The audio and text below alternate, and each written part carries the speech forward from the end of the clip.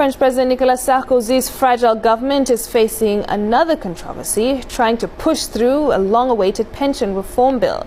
That's something that all previous governments, left or right, have avoided because of its unpopularity. Farouk Atig reports from Lyon.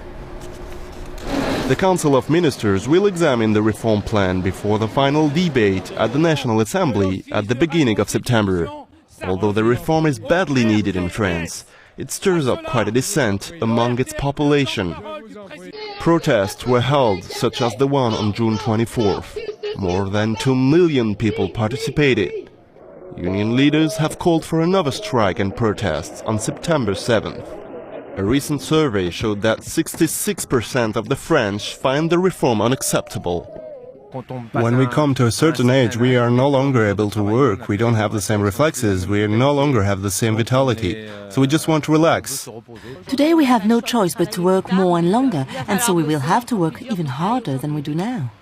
I calculated that I'll retire at 74 years old, which means either I work till 74 or I die before, that's all. Most unions and opposition parties do agree that fundamentally a reform is necessary due to the state pension fund shortfall. What they dispute is the way and the angle from which the government has chosen to deal with the problem.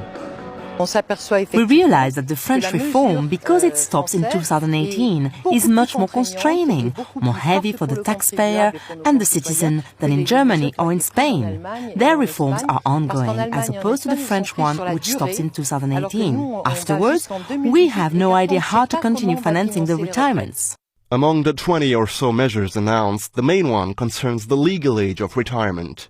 It is planned to increase 4 months every year for the generation born after 1951 to finally lift the age of retirement to 62 for everybody by 2018.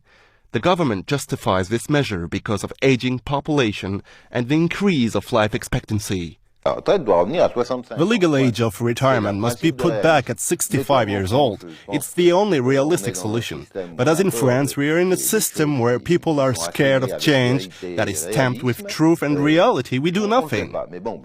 The longer we work, the less it will cost. It's as simple as that. The main objective of this reform: resolve the pension fund deficit of 32 billion euros by 2018. Clearly, even if this reform remains very unpopular, the aim of the government is to ultimately balance the pension fund by all possible means by 2018.